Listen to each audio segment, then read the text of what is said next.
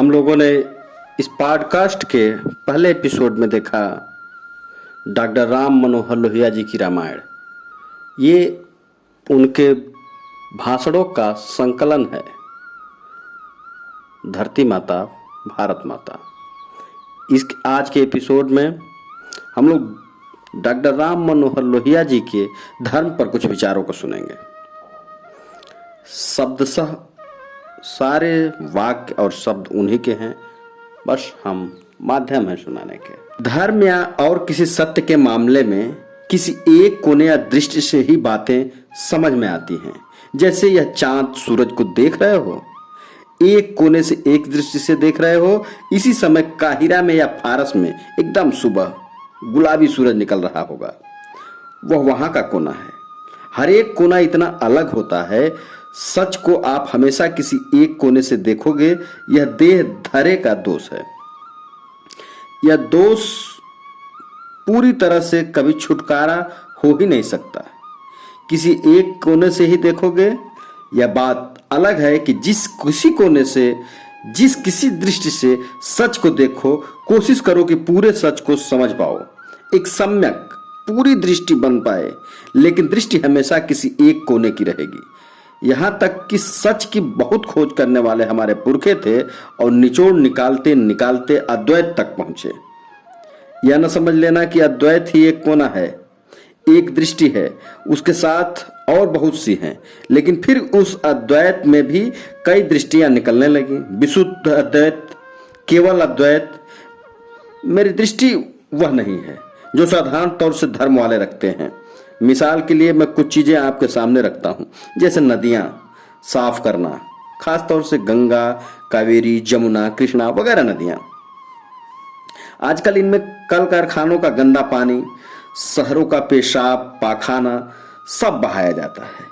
आप जब तीर्थ यात्रा करने जाते होंगे तो वृंदावन में आपने देखा होगा, जो वह पेड़ है जहां आज भी हिंदुस्तान की औरतें एक छोटा सा चीर का टुकड़ा बांध दिया करती हैं, जहां कृष्ण की चीर हरण लीला हुई थी। अभी तक वह प्रसंग चला आ रहा है। देखने में मुझे खुशी हुई, अच्छा सा लगता है, कुछ हंसी भी आती है। औरतों को मालूम हो जाए कि वे क्या कर रही हैं तो शायद थोड़ी देर के लिए लजा जाएं। खैर, उसी के ठीक नीचे वृंदावन शहर का गंदा नाला बहता हुआ जमुना में गिरता है। लोग उसमें स्नान करते हैं। नदियों के साफ करने की बात किसके मुंह से निकली? जो धर्म के लोग हैं उनमें से किसी ने नहीं कहा। मुझे साधारण तौर से कहा जाएगा अधर्मी आदमी। उसके मुंह से यह बात निकली कि नदियों को साफ करो। इस पर कभी आप सोच विचार करना कि ये धर्म वाले लोग तो ऐसी बात नहीं करते हैं। मेरे जैसा अधर्मी आदमी कह देता है यह बात। उसी तरह एक दूसरा प्रसंग लीजिए। कुछ अर्सा पहले दिल्ली में सफाई का एक प्रदर्शनी हुई थी, जिसमें 1.5-2 करोड़ रुपया खर्च हुआ था। दिल्ली के लोगों के घरों में ज्यादातर आधुनिक सफाई का इंतजाम हो चुका है। जंजीर खींच देने से पखाना बह जाता है, और आजकल तो ऐसे पखाने हो गए हैं जिनमें जंजीर की भी जरूरत नहीं है, 24 घंटे पानी बहता रहता है। वह दिल्ली में भी बहुत कम लोगों के घरों में आया है। मैं समझता हूं दिल्ली में ज्यादा से ज्यादा 100 आदमी होंगे और हिंदुस्तान में ज्यादा से ज्यादा 2000 आदमी होंगे जिनके घरों में 24 घंटे बहते हुए पानी का पखाना है। लेकिन यूरोप में हजारों लाखों के घरों में है। ऐसी सफाई की प्रदर्शनी दिल्ली में होती है जिसकी कोई जरूरत नहीं है। इस पर मैंने एक सुझाव रखा कि हिंदुस्तान के जो तीर्थ स्थान है, वहां हिंदुस्तान की जनता करोड़ों लाखों की तादाद में हर साल इकट्ठा हुआ करती है। द्वारिका, रामेश्वरम, गया, काशी। और एक चीज पर ध्यान रखना, इन्हीं के साथ साथ मैं अजमेर में भी जोड़ता हूं। मुझे इससे विशेष मतलब नहीं है वे तीर्थ स्थान किसी एक विशेष धर्म और संप्रदाय के होते हैं। मुझे इससे मतलब कि वे तीर्थ स्थान हैं कि जहां पर करोड़ों लाखों लोगों की तादाद में लोग इकट्ठा होते हैं। उन तीर्थ स्थानों को साफ बनाया जाए, सुथरा बनाया जाए, जिससे लाखों आदमी हर साल देखें कि किस तरह सफाई को जिंदगी चला सकते हैं। यह बात भी मुझे जैसे अधार्मिक आदमी के मुंह से निकल रही है। धार्मिक ने नहीं कहा कि हमारे तीर्थ स्थानों को सुंदर, साफ और पवित्र बनाओ। उसी तरह एक तीसरी चीज की तरफ ध्यान खींचता हूं कि जब कैलाश पर्वत पर, जिसको कि आप अपने सत्संग में अक्सर शिव पार्वती का पर्वत कहा करते हैं, उस पर चीनियों ने अपना पंजा मारा और उसको अपने कब्जे में ले लिया। मैं समझता हूं कि हिंदुस्तान में धर्म अधर्म के जो कुछ भी लोग हैं उनमें सिर्फ मैं ही था जिसने इस चीज के ऊपर हल्ला मचाया कि देखो यह क्या हो रहा है, और जो धर्म के संगठित संप्रदाय हैं उनकी तरफ से इस संबंध में कुछ भी नहीं कहा गया। जरा थोड़ी देर के लिए आप सोचना कि ये सब चीजें क्यों होती हैं। वैसे कैलाश के संबंध में एक जिक्र कर दूं, कुछ दिनों पहले तक मैं सोचता था कि यह केवल भूगोल, इतिहास, संस्कृति, रहन सहन के ढंग के आधार पर हिंदुस्तान के नजदीक है, लेकिन अब की बार मुझे कुछ और सबूत मिला। कैलाश के पास एक गांव है जिसका नाम है मनसर। यह मानसरोवर नदी या झील के ऊपर है। उस मनसर गांव की मालगुजारी अभी कुछ दिनों पहले तक हिंदुस्तान सरकार को मिलती थी। उस गांव की मरसुमारी हिंदुस्तान की मरसुमारी के अंकों में शामिल की जाती थी। ये सब बातें मुझे मालूम हुई एक ऐसे हिंदुस्तानी अफसर से जो 1946-47 तक लद्दाख सरकार का नौकर था। उसने मुझे बताया कि किसी जमाने में लद्दाख के किसी राजा ने अपने सार्वभौमत्व, अपने राज्य के एक नमूने को तरह तिब्बत के राजा को वहां इलाका भेंट स्वरूप दे दिया, लेकिन मनसर गांव को रख लिया ताकि सबूत रह जाए कि यह हमारा इलाका था। मेरा उस पर यह कहना है कि एक तो वह भेंट गैर कानूनी थी, दूसरे अगर कानूनी भी थी तो वह भेंट तिब्बत की सरकार को थी, न कि चीन की सरकार को। अगर इसके ऊपर अच्छी तरह से बहस चले तो संभव है कि कानूनी दृष्टि से भी यह साबित किया जा सकता है। या तो तिब्बत को पूरा स्वतंत्र होना चाहिए, तो कैलाश, मानसरोवर वगैरह हम अपने भाई तिब्बत की रखवाली में रख सकते हैं। मेरा यह इरादा है और हर एक का यही इरादा होना चाहिए। लेकिन अगर तिब्बत स्वतंत्र नहीं होता है तो फिर कैलाश, मानसरोवर का इलाका हिंदुस्तान में आना चाहिए। मैंने आपको ये 3 बातें बताई। इसी पर आप सोच लेना कि क्या कारण है कि मुझ जैसा आदमी इन बातों को हिंदुस्तान की जनता के सामने रखता है और धर्म पर ज्यादा सोच विचार करने वाले या धर्म से ज्यादा संबंध रखने वाले लोग नहीं रखते। एक अधर्मी आदमी, या जो शायद ईश्वर के मामले में समझा जाता है कि नास्तिक है, शायद कुछ हद तक सही भी हो, मैं उस बहस में नहीं पढ़ना चाहता। वह इन सब चीजों को उठाता है कि नदियों को साफ करो, तीर्थ स्थानों को साफ करो, कैलाश मानसरोवर को या तो तिब्बत की रखवाली में रखो या हिंदुस्तान को दो। लेकिन जो धर्म वाले लोग हैं उनके दिमाग में बातें नहीं आती। कुछ कोना न सही खराब हो, वह कोना दृष्टि के संबंध में मैंने बताया कि आप यहाँ सूरज को देख रहे हो और फारस में या काहिरा में इसी समय सुबह का गुलाबी सूरज होगा। मुझे ऐसा लगता है कि धर्म और फिर हिंदुस्तान के अंदर भी वैष्णव धर्म, शैव धर्म वगैरह जो कुछ भी हो, उसका अर्थ सबके लिए व्यापक होना चाहिए और यह दरिद्र नारायण वाला कि जो सब लोगों के हित का हो। लेकिन मैं समझता हूं कि गांधी जी ने भी सब लोगों के धर्मों को या ईश्वर को या सत्य को दरिद्र नारायण में देखा, और विशेष करके दरिद्र नारायण की रोटी में, क्योंकि दरिद्र नारायण का हित और अहित जो है उसे ही यदि किसी अर्थ में आप धर्म समझो तो फिर करोड़ों लोगों के फायदे और नुकसान की जो बातें हैं वो हमेशा दिमाग पर टकराती रहेंगी। वरना हम लोग एक अलग सी हवाई दुनिया बसा लिया करते हैं, चाहे धर्म की, चाहे भोग की, चाहे काम की, चाहे मोक्ष की। इतना बताने के बाद मुझे आत्मा, परमात्मा या वैदिक धर्म, हिंदू धर्म पर, इन सब चीजों के जिसका वास्ता नहीं है उस हिसाब से बता रहा हूं, लेकिन एक दृष्टि बता रहा हूं। वैदिक धर्म में जो कर्मकांड का हिस्सा है उसके संबंध में मुझे आपसे सिर्फ एक बात कहनी है। सिर्फ ऐसा ना समझना कि हिंदू धर्म और वैदिक धर्म में ऐसा है।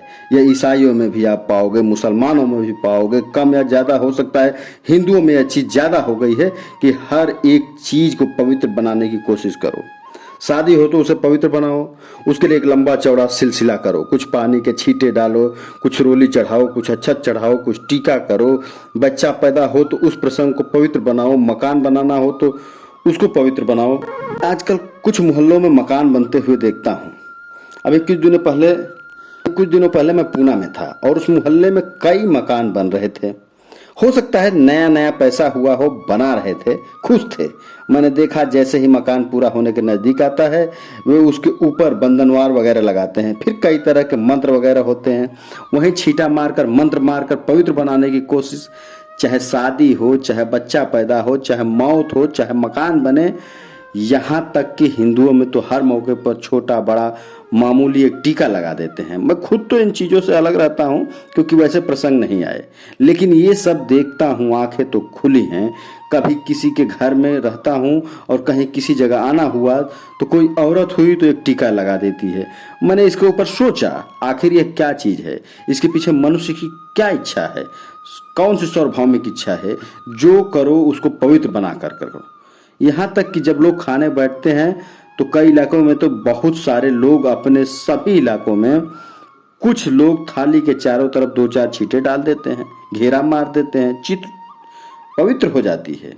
या फिर खाना खाने के बाद उस थाली को ही नमस्कार करने लग जाते हैं, हाथ जोड़ करके, शायद अन्न महात्मा प्रसन्न हो जाए। पवित्र बनाने की कोशिश या भावना कर्मकांड की, यह भावना तो अच्छी है, शायद इसके कुछ अच्छे नतीजे भी निकलते हों। जहाँ तक मेरा अपना संबंध है, इसके बिना भी अभी तक की जिंदगी मैंने गुजार दी और आगे भी बिना गुजार देने का इरादा है, क्योंकि मुझे इसकी कोई ज़रूरत नहीं होती है। इसके बिना भी मैं समझता हूँ कोई बहुत अपवित्र आदमी नहीं हूँ। बिना रोली के, बिना छींटे छांटे के, बिना नमस्कार किए हुए मंदिर में जाने की कभी तबीयत भी होती है, खासतौर पर पुराने मंदिर जहाँ अब पूजा खत्म हो गई है। नए मंदिरों में भी जाने की इच्छा होती है, दक्षिण में या उत्तर में भी, शिव के या कृष्ण के, द्वारिका के, जहाँ कहीं कोई मूर्ति देखने में जरा मजा आता है। उस हवा की सुंदरता का मन पर प्रभाव पड़ता है, न कि पूजा की पवित्रता या धर्म का। यद्यपि मेरे लिए कर्मकांड भी पवित्रता का कोई खास मतलब नहीं है। मैं खुद अपने जीवन में इसको नहीं अब समझा पाया, न समझ पाया, लेकिन दिमाग से जब समझने की कोशिश करता हूँ तो लगता है कि शायद जीवन के हर एक अंग को कुछ पवित्र बनाने की कोशिश से ही यह कर्मकांड निकला है। ये तो मैंने अच्छाई की बात कही, उसके साथ साथ जो बुराइयां हैं उसको भी देख लेना, क्योंकि दोनों तरफ की बातें देखोगे तो मामला ठीक होगा। अगर ये कर्मकांड बिल्कुल रस्म बन जाता है, जैसा कि आज हिंदुस्तान में बन गया है, और बजाय इसके कि वह हमारे कर्मों को सचमुच पवित्र बनाए, कर्म तो जैसे के तैसे चलते रहते हैं। रस्म के तौर पर छींटा मार देते हैं या टीका निकाल देते हैं, जब जीवन बड़ा ही भयंकर बन गया है आज भी, क्योंकि हमेशा इस कर्मकांड के अंदर भय रहता है कि वह मुर्दा रीति रिवाज रस्म बनकर जीवन को भयंकर बना डाले। हमेशा यह खतरा रहता है कि हर जमाने में रहा था, हिंदुस्तान के अच्छे से अच्छे, बढ़िया से बढ़िया जमाने में भी, जबकि बहुत अच्छा राज चल रहा होगा, बहुत बढ़िया धर्म चल रहा होगा, कर्मकांड के द्वारा हम जीवन को साफ पवित्र बनाने की कोशिश करते थे, तब भी इस बेमतलब मुर्दा रस्म रीति रिवाज का खतरा रहा होगा। अब रह गया दूसरा अंग, जो ब्रह्म ज्ञान वाला कर्मकांड के अलावा आत्मा परमात्मा पर मैं क्या कहूँ, क्योंकि परमात्मा को तो मैंने कभी देखा ही नहीं। आप कहोगे कि सभी चीज़ों को देखते हो तभी मानते हो, बिल्कुल सही बात है। यह तो कहने का एक ढंग था। बिना देखे हुए भी अगर मुझे परमात्मा की ज़रूरत अभी तक महसूस हुई होती तो बिना देखे हुए मैं उसे मान लेता।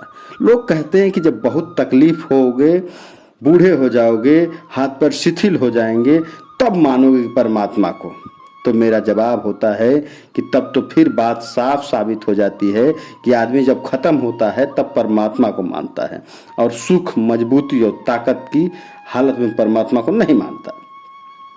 यह तर्क मुझे एक बार अमेरिका में कुछ समाजवादियों ने दिया था। मलवाउकी वहाँ एक शहर है। अमेरिका में तो समाजवादी हैं नहीं, क्योंकि वहाँ तो करीब करीब सभी लखपति हैं, बहुत सारे करोड़पति हैं, वहाँ समाजवाद बहुत कम है। लेकिन मिलवाउकी एक शहर है जिसकी नगरपालिका समाजवादी है। उन लोगों ने मुझे खास तौर से अतिथि बनाकर बुलवाया था। हवाई अड्डे पर जो लोग स्वागत करने आए थे उन्होंने रोना शुरू किया कि अमेरिका के लोग बड़े वाहियात हैं, इतना खाते पीते हैं, इतना सुखी हैं कि समाजवाद बिल्कुल उनकी समझ में नहीं आता। समाजवाद की बिल्कुल चर्चा नहीं करते। जब ये लोग बेकार बनेंगे, जब इनको दुख समझ में आएगा, जब ये सड़ेंगे, तब समाजवाद समझेंगे। मुझे हंसी आ गई। अगर परमात्मा है तो सुख में भी उतना ही सक्रिय और जोरदार होना चाहिए जितना दुख में। जो सुख में नहीं आ रहा है और दुख में आएगा तो मेरे जैसा आदमी कह देगा इसमें क्या बड़ी भारी बात है। कमजोर हो गया तब मेरे दिमाग में घुसा। लेकिन फिर भी इतना मैं कहूँगा कि जितना मजा मुझे उपनिषद के दर्शन में आया, उतना शायद, या ऐसा कहूँ कि उससे ज़्यादा और कहीं नहीं आया। उपनिषद वेदों का एक निचोड़ है, पूरा निचोड़ नहीं। उपनिषद के दर्शन में आप संगीत के रूप में पाएंगे। सारी दुनिया में दर्शन गद्य में हैं। पुराने ज़माने में कहीं कहीं कुछ कविता करने की कोशिश की गई, जैसे रोम, इटली वगैरह में, लेकिन वह दर्शन नहीं, वह ज़्यादातर नीति शास्त्र है। केवल हिंदुस्तान में दर्शन संगीत के रूप में कहा गया है। जब दर्शन और संगीत का जोड़ हो जाए तो मजा आ जाए।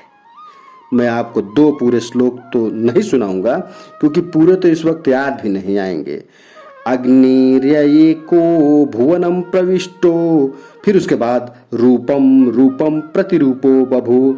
अग्नि, वायु, इसी तरह से 2-3 भौतिक पदार्थों को लेकर के बीच में और बहुत से आते हैं। अर्थ है कि अग्नि एक है, लेकिन वह संसार में जब घुसती है, प्रविष्ट होती है, तब उसके नाना रूप हो जाया करते हैं। उसी तरह से एक आत्मा है, लेकिन जब प्राणियों के बीच में आती है तो उसके नाना रूप हो जाते हैं। जैसे अग्नि है, जैसे वायु है, उसी तरह से आत्मा है। इन श्लोकों को अगर मन में गुनगुनाओ या जोर से भी सुनो तो मजा तो मिलता ही है।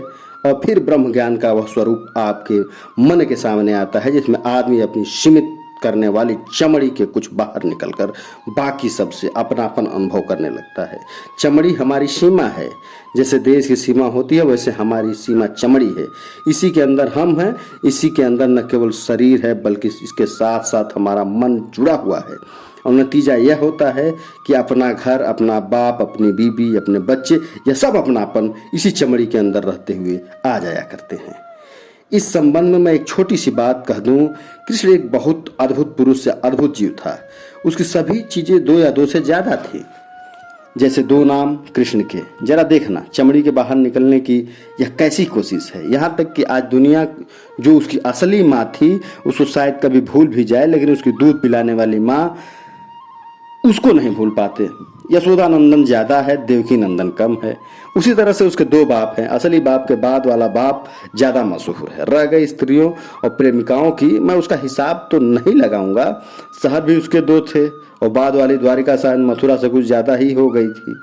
कुछ मामलों में कुछ संकुचित करने वाला जो अपनापन है, इससे हटकर जिसको हम पराया कहते हैं, उसको भी अपना बना लेने की इच्छा है। वह ऐसे श्लोकों से जागृत होती है जिसको ब्रह्म विज्ञान कहते हैं। ब्रह्म ज्ञान में जो चीजें मुझे अच्छी लगती हैं, वह यह कि आदमी अपने संकुचित शरीर और मन से हटकर सब लोगों से अपनापन महसूस करे। यह है असली ब्रह्म ज्ञान, जहां एक जबरदस्त दर्शन के रूप में आए कि आदमी अपने संकुचित अपनेपन को भुलाकर पराये के साथ भी अपनापन महसूस करे, ममत्व हासिल करे, तो वह बहुत बड़ी चीज है। लेकिन यह हो तब ना। असलियत यह है कि ब्रह्म ज्ञान भी संगीत के ढांचे में ढलकर मधुर होने के बजाय या तो कड़ा और कठोर बन जाता है, और या निष्प्राण बन जाता है। एक ब्रह्म ज्ञान वह है जिसमें घंटे आध घंटे के लिए तप करके या ध्यान कर करके या साधना लगा करके ब्रह्मा को प्राप्त करने की कोशिश की जाती है। बाकी जो 23 घंटे रहते हैं, उसमें उसका कुछ पता ही नहीं चलता। ऐसा ब्रह्म ज्ञान किसी काम का नहीं होता। 1 घंटे के लिए तो ब्रह्मा का खूब दर्शन कर लिया, बाकी 23 घंटे में अपनी जिंदगी, अपना व्यापार, अपना काम काज ठीक उसी ढंग से चलाया कि जैसे कोई ब्रह्मा हो ही नहीं। फिर वह तो एक नकली जिंदगी हो जाती है ना। कभी कभी ब्रह्म ज्ञान कठोर भी बन जाता है। बजाय संगीत की मधुरता लाने की, दूसरे संप्रदाय और धर्मों के प्रति अत्याचार करने लग जाता है। वह अच्छा नहीं होता कि दूसरे खराब हैं, ये अच्छे नहीं हैं, हम ही सबसे अच्छे हैं। आप अपने मन में समझो कि आप सबसे अच्छे हैं, लेकिन उसे जबान से कभी नहीं कहना चाहिए, और अपने कर्म और व्यवहार से, अपने उदाहरण से बतलाना चाहिए कि आप सबसे अच्छे हैं। जहाँ जबान पर कोई धर्म की बात ले आते हैं कि वह सबसे अच्छा है, तो फिर वह धर्म खराब होने लग जाता है। मैं थोड़ा बहुत हिंदू धर्म को समझ पाया हूँ, जिसमें यही एक विशेषता है। बाकी और धर्म वाले तो आसानी से अपने मुंह में ले आया करते हैं कि वे सबसे अच्छे हैं। सही हिंदू ज़्यादा से ज़्यादा कभी अपने पुरखों के बड़प्पन को बता जाएगा तो वह यह कह देगा कि बड़प्पन की उस ऊंचाई तक हम लोग पहुँचे जिससे ऊंचे और कोई नहीं पहुंच सके। मतलब दूसरों को भी मौका दो कि शायद वे लोग भी पहुंचे हों। इसी तरह के साथ साथ एक सवाल आपके मन में उठता होगा, या उठना चाहिए, कि क्या बात है कि और देशों में जहां समझो इस्लाम या ईसाई धर्म है या बुद्ध धर्म, जो कि एक माने में हिंदू धर्म का ही एक रूप है, वहाँ तब्दीली हो जाती है। जल्दी जल्दी राजा या समाज बदलते हैं, लेकिन अपने देश में बदलाव नहीं होता। ये एक बड़ा जबरदस्त सवाल है। इधर न जाने कितनी जगह पर तख्ते पलट, बर्मा में तख्ता पलटा, चीन में तख्ता पलटा और कई बार पलटा, अफगानिस्तान वगैरह में तो आए दिन पलटते ही रहता है। पाकिस्तान में पलटा, टर्की में पलटा, लेकिन हमारा देश जहाँ का तहाँ चल रहा है।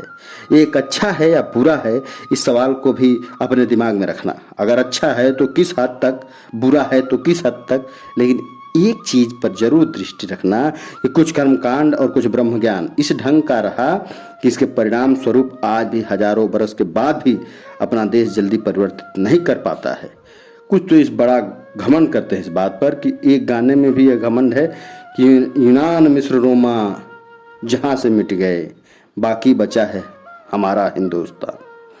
और यह घमंड किसने किया था? इकबाल ने किया था। कभी किसी जमाने में गांधी जी जैसे आदमी भी अपने बुढ़ापे में नहीं, अपने जवानी में घमंड कर गए थे। नादान लोग उसको कई दफ़े अपनी किताबों में उद्धृत किया करते हैं। और बात के गांधी जी ने भी एक दफ़ा कहा कि शायद 1906 के आसपास या 1908 में कि हिंदुस्तान में कोई खूबी है कि हम लोग स्थिर रहते हैं, जमे हुए रहते हैं, जल्दी किसी को अपना नहीं लेते और दूसरे लोग किसी भी हवा के तेज झोंके के साथ बह जाया करते हैं। पहली बात तो यह है कि बहुत घमंड करने की जरूरत नहीं है। मिस्र कहाँ मिट गया, चीन कहाँ मिट गया, यूनान कहाँ मिट गया? आप कहोगे कि मिट जाने की बात नहीं, लेकिन बदलने की बात है।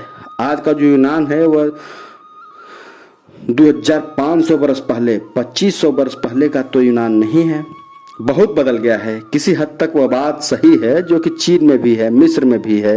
यह मैं मानता हूं कि हिंदुस्तान में मन का और शरीर का भी जितना कम बदलाव पिछले 3000 वर्षों में हुआ है, उतना कम बदलाव दुनिया के और किसी देश में नहीं हुआ होगा। इस हद तक यह बात सही है, बदलाव सभी जगह थोड़ा बहुत होता रहता है। और हिंदुस्तान बाकी है तो किस तरह बाकी है? डिनोसोरस की तरह। डायनासोर्स बहुत बड़े प्राणी थे। ऐसे प्राणी 5 करोड़ बरस पहले हो चुके हैं। करीब 50-60 फीट लंबे प्राणी थे। प्रकृति ने शायद यही खेल उस वक्त खेलना ठीक समझा कि ये इतने बड़े बेचारे बन गए हैं कि अपने ही बोझ से खुद मर गए। इतने लंबे, इतने चौड़े, इतने बोझिल कि उनसे आसानी से चलते ही नहीं बना। फिर छोटे प्राणी, हल्के प्राणी आए और उन्होंने उनको खत्म कर दिया। संसार में ऐसा हुआ है, हम लोग भी इस तरह से खत्म हुए हैं। खैर, प्रकृति ने तरह तरह के उपाय इस्तेमाल किए हैं जिसमें बड़े ताकतवर लंबे चौड़े प्राणी खत्म हो गए, लेकिन कीड़े मकोड़े, चींटी, छोटे छोटे कीड़े सब बाकी हैं। क्या उस पर घमंड करना चाहिए? क्या ज्यादा पसंद करोगे? प्रकृति के जूझते हुए और कभी कभी ममता करते हुए चाहे हम खत्म हो जाएं, लेकिन एक आन और शान और अड़ पर तो डटे रहें। या यह पसंद करोगे जैसा नानक ने कहा, और यह मत समझना कि वह केवल सिखों का ही धर्म है, वह असल में हिंदू धर्म का एक अंग है, सार है कि आंधी और हवा आएगी तो पेड़ गिर जाएंगे, बड़े बड़े पहाड़ खत्म हो जाएंगे, लेकिन नन्ही धूप तो बच जाएगी क्योंकि वह झुक जाएगी। इस पर कई लोग बड़ा अभिमान करते हैं। देखो ना, जाने कितनी हवा के कितने झोंके आते हैं, हम हिंदू लोग सिर झुका करके बच जाया करते हैं। क्या धूप, चींटी, कीड़े मकोड़े, यही जिंदगी अच्छी हुआ करती है? ऐसे बचने से आखिर क्या फायदा? खत्म हो जाना ही ज्यादा अच्छा है ना। उसमें भी एक मर्यादा बधी रहनी चाहिए, बदनी चाहिए। यह मैं मानता हूं कि अति दोनों तरह की खराब हुआ करती है। अगर किसी व्यक्ति या राष्ट्र में अड़ने की इतनी अति हो जाए कि वह हट का रूप ले ले तो वह खराब होता है, लेकिन झुकने की इतनी अति हो जाए कि वह हमेशा आत्मसमर्पण का रूप ले ले तो वह भी व्यक्ति और राष्ट्र के लिए जहर बन जाता है। दोनों की मर्यादा होनी चाहिए कि उसके पार तो हम भी नहीं जाएंगे, सिर नहीं झुकाएंगे, चाहे कट जाए, पर नन्ही दूब नहीं बनेंगे। यह मर्यादा अपने देश में इधर कई सौ वर्षों, शायद 1000-1500 वर्ष से नहीं है। 1000-1500 वर्ष से हिंदू खाली नन्ही दूब की तरह झुकना जानता है, दबना जानता है, मर्यादा खींचना नहीं जानता। किस हद तक उसी ब्रह्म ज्ञान और कर्मकांड का नतीजा निकलता है जब लोग कह दिया करते हैं कि हम बचे हुए हैं और सब तो मिट गए। तो जरा इस पर भी ध्यान देना होगा कि किस रूप में बचे हुए हैं।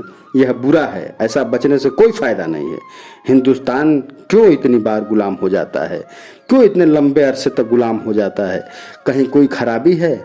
और खराबी बिल्कुल साफ है कि हम झुक बहुत जाते हैं, बहुत दबते हैं, हर चीज के साथ हम समझौता कर लेते हैं और हमारे सोचने के तरीके बड़े गंदे हो गए हैं। मिसाल के लिए मैं इतिहास की 2 घटनाएं बताऊं।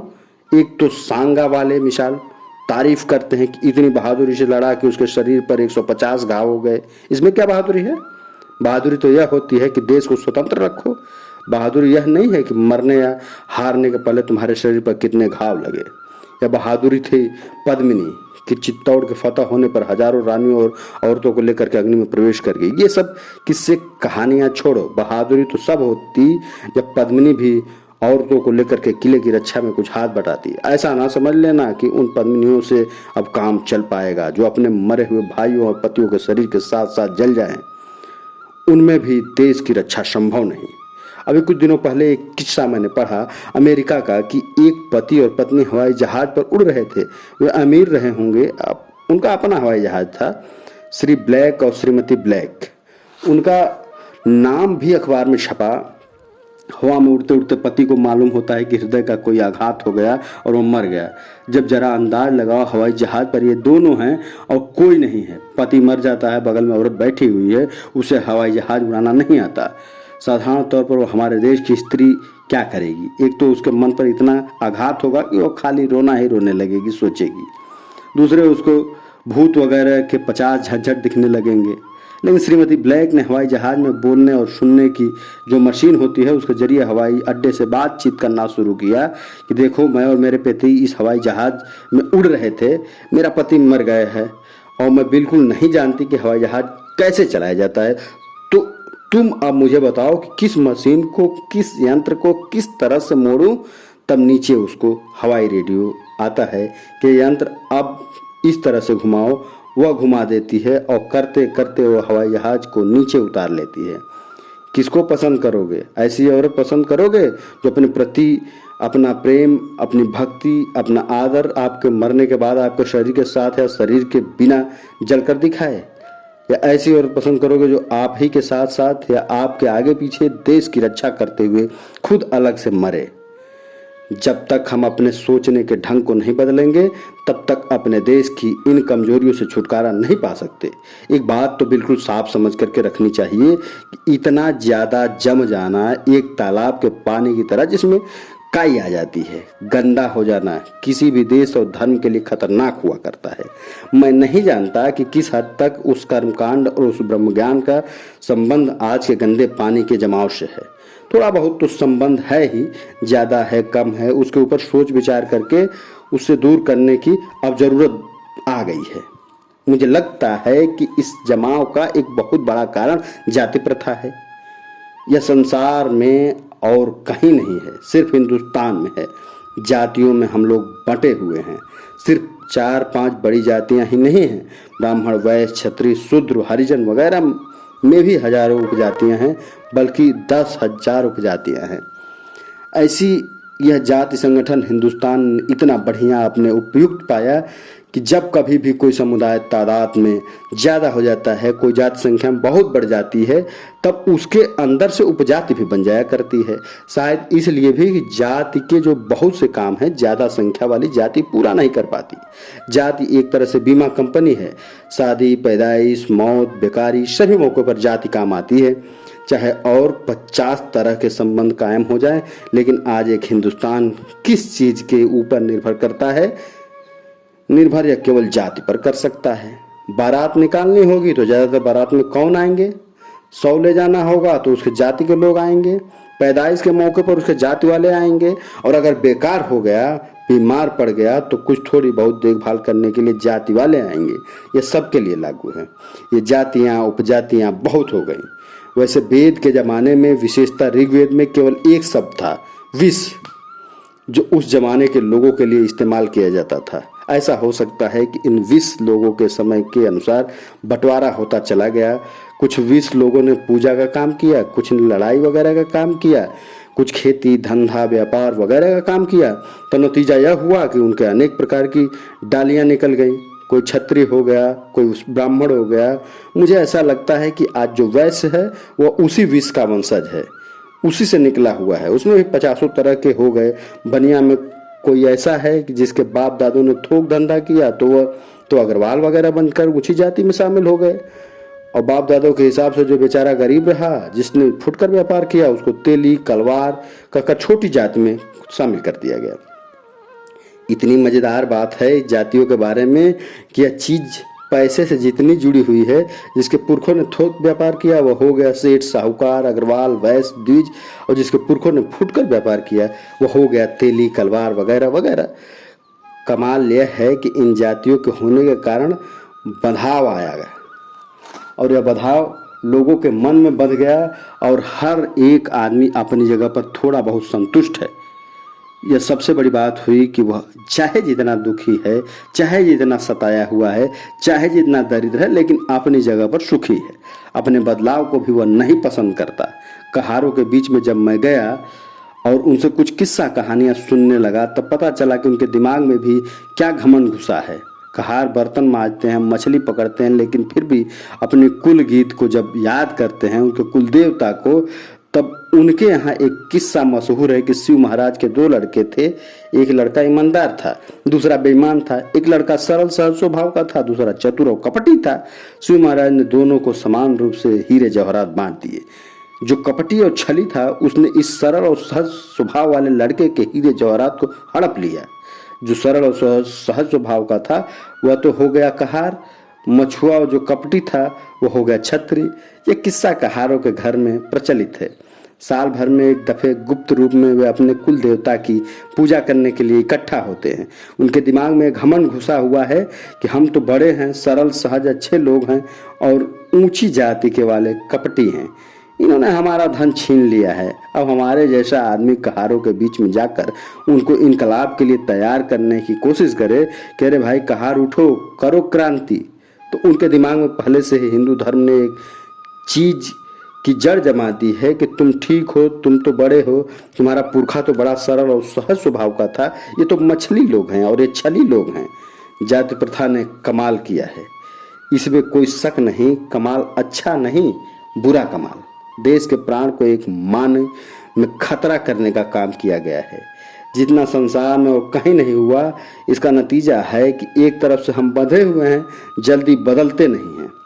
जो अच्छी चीज़ है हवा के हर झोंके के साथ वह नहीं जाया करती। हमारी अपनी भाषा, हमारा अपना संगीत, हमारे अपने सोचने के तरीके, हमारा अपना दर्शन, उसी की नींव के ऊपर हम लोग आगे बढ़ने की कोशिश करें तो यह बहुत अच्छा होगा। लेकिन उसके साथ साथ अगर हमेशा कीड़े चीटे की तरह, नन्ही दूब की तरह झुक जाएं और आप समर्पण कर दें, मर्यादा न खींचें, तो फिर वह उसके भी ज़्यादा भयंकर हो जाती है। इससे तो अच्छा ही है कि हम खत्म हो जाएं, रहें ही ना। आत्मसमर्पण की जो क्षति होती है उसको खत्म करना हम सीखें, और वह तभी होगा जब हिंदू धर्म में आप कुछ तेजस्विता लाने की कोशिश करोगे, जो इस समय नहीं है।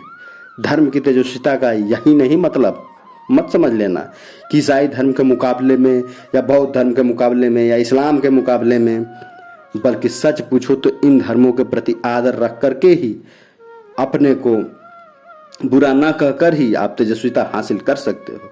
और वह तेजस्विता कौन सी? मर्यादा के मुताबिक परिवर्तन करना, अपनी जनता को प्राणवान बनाना। यह जाति प्रथा जिसने हमको दुख, अत्याचार, बेशर्मी, अपमान को सहने के लिए मजबूर किया है, तैयार किया है, उस जाति प्रथा को खत्म करना। उस ब्रह्म ज्ञान को पाने के सिवा मुझे और कोई रास्ता दिखाई नहीं पड़ता। एक तरफ तो अद्वैतवाद चल रहा है कि यह सब संसार एक है, सब समान है, पेड़ समान है, गंध समान है, आदमी समान है, देवता समान, और दूसरी तरफ अंदर ही ब्राह्मण, बनिया, चमार, भंगी, कहार, कापू, माला, मदोगी, न जाने कितने तरह के झगड़े खड़े करने, बंटवारा करने के अपने देश को हम छिन्न भिन्न कर रहे हैं। आखिर में मुझे केवल एक बात कहनी है, और वह हिंदुस्तानी हिंदी भाषा के संबंध में। तेजस्विता लाने का एक सबसे बड़ा तरीका यह है कि किसी सामंती भाषा के चक्कर में मत फंसो। मैं अंग्रेजी का घोर शत्रु हो गया हूँ, उसे खत्म करना चाहिए। अंग्रेजी भाषा नहीं, हमारे यहाँ अदालत, कचहरी, बही खाता, पढ़ाई लिखाई, सरकारी दफ्तरों में अंग्रेजी का जो प्रभाव हो गया है, दखलंदाजी हो गई है, उसको हमेशा के लिए खत्म करना चाहिए। उसके बिना हम प्राणवान हो ही नहीं सकते। वैसे आर्य समाज ने अपने ज़माने के कुछ अच्छे अच्छे काम किए, और जब किसी के यहाँ अतिथि बनकर जाओ तो बुरे का तो जिक्र होता ही है, अच्छे का ही जिक्र होता है, बुरे का जिक्र नहीं होता है। मेरे जैसा आदमी आर्य समाज से यह उम्मीद करता है कि अंग्रेजी जबान को हिंदुस्तान से हटाने के लिए आप पूरा परिश्रम करो, हर तरह से परिश्रम करो, शांतिपूर्ण परिश्रम। यह बात सही है कि अंग्रेजी जबान को हटाने का काम आप हिंदी भाषा के प्रचार के साथ मत जोड़ देना, दोनों में फर्क है। मैं तो आप लोगों को एक सलाह दूंगा और ये जो हिंदी प्रचार करते हैं उनको भी सलाह दूंगा कि हिंदी प्रचार बंद करो। यह अच्छा नहीं है, बहुत ज़्यादा नुकसान हिंदी का किया है। हिंदी का जो रचनात्मक काम है उसको करो। जो लोग हिंदी नहीं जानते उनको या उनके बच्चों को हिंदी पढ़ाने के लिए स्कूल चलाओ, लेकिन हिंदी का प्रचार की तमिल को, तेलुगु को, बंगाली को हिंदी जाननी चाहिए। और जगह जगह लोग लेक्चर देते हैं कि हिंदी हिंदुस्तान की भाषा बननी चाहिए। यह सब बंद हो जाना चाहिए। इससे बहुत नुकसान हो रहा है, क्योंकि पैसा और इज्जत और शान आज अंग्रेजी में है। एक तरफ दिल्ली की सरकार और दूसरी सरकारें हिंदी का प्रचार करने के लिए करोड़ों रुपया खर्चती हैं, लेकिन वह करोड़ों रुपए तो एक ढेले के बराबर है। उस प्रचार का कोई मतलब ही नहीं, क्योंकि नौकरी किसका बढ़िया मिल जाए। आप अपने बही खातों को भी किस भाषा में अब रखने लग गए हो। यदि आपका व्यापार थोड़ा भी निकल चला है, बढ़ चला है, तो आप बही खाते अब हिंदी में रखते ही नहीं हो। जो बहुत बड़े कारखाने हैं उनके बही खाते अंग्रेजी में रखे जाने लगे हैं। और सेठ लोगों के तो जो सबसे बड़े सेठ हैं, मैंने सुना है कि सलाह दी है कि अब अंग्रेजी में रखो और गला लंगोट लगाओ। शान अंग्रेजी में, पैसा अंग्रेजी में, सब काम अंग्रेजी में, तो फिर 2-4 करोड़ रुपए खर्च करके हिंदी का प्रचार करना तो मखौल उड़ाना है ना। यह प्रचार बंद होना चाहिए। उससे तो बल्कि लोगों को एक झल्लाहट होती है। अगर मैं तेलुगु हूँ या तमिल हूँ तो मुझे झल्लाहट होगी, क्योंकि किसी के बेटे बेटी की उन्नति का सिलसिला अंग्रेजी के द्वारा होगा, तो आखिर अपने बच्चों को अंग्रेजी ही सिखाएंगे। और फिर उसके साथ साथ जहाँ तहाँ कुछ जगहों पर वह हिंदी को और अंग्रेजी को साथ साथ देख लेगा, जैसे डाकखाने में, तो उसका मन तिलमिला उठेगा। जिस तरह से उसने अंग्रेजी को साम्राज्यशाही की भाषा 100-125 बरस तक समझा था, उसी तरह से वह हिंदी को भी साम्राज्यशाही की भाषा ही समझने लग जाता है। इसलिए हिंदी वालों को तो कसम खानी चाहिए कि हम अंग्रेजी को हरगिज हिंदी की बगल में बैठने ही नहीं देंगे। 10-5 बरस तक हिंदी ना रहे तमिलनाडु में, आंध्र प्रदेश में और बंगाल देश में तो अच्छा है। धीरे धीरे हिंदी की तरक्की करने का यह तरीका तो बड़ा जहरीला तरीका है। हिंदी को अभी बंद रखो। हिंदी तो जब प्रतिष्ठित होगी, जब अंग्रेजी हिंदुस्तान के हमेशा के लिए खत्म हो जाएगी। हम अंग्रेजी के बगल में हिंदी को नहीं बैठा सकते हैं, तब जाकर कहीं आप अपने देश को बढ़ा सकते हो। और अभी भी कोई तेलुगु, तमिल, बंगाली कहता है कि नहीं, हम अपना सब काम काज बंगाली में करेंगे, तो आप कहो कि भाई खुशी से आप बंगाली में करो, आप तेलुगु में करो, आप तमिल में करो, हमको हिंदी की कोई ज़रूरत नहीं है। क्योंकि यह तो बिल्कुल तय बात है कि 10-20 बरस तक ये बंगाली, मद्रासी, तेलुगु, तमिल काम करने लगे अपनी भाषाओं में, तो फिर खुद अपनी इच्छा से आएंगे और कहेंगे कि मेहरबानी करके अब हिंदुस्तानी को सारे हिंदुस्तान की भाषा बनाकर चलाओ। मैंने आपके सामने कुछ थोड़े बहुत विचार रखे। अंत में खाली यह याद रखना है कि एक कोना है। सच हमेशा किसी एक कोने, किसी एक दृष्टि से देखो। अब तक सूरज शायद काहिरा में और फारस देश में कुछ थोड़ा सा ज़्यादा तेज हो गया होगा। हमारे यहाँ अभी तेज हो रहा है, तो कोना है, एक दृष्टि है। लेकिन कोशिश यह करनी चाहिए कि हमारी दृष्टि जितनी ज़्यादा सम्यक और संपूर्ण हो सके उतना बनाया जाए। आज के पॉडकास्ट में बस इतना ही। फिर हम बात करेंगे डॉक्टर राम मनोहर लोहिया जी के अगले लेख या भाषण पर। तब तक के लिए जय हिंद।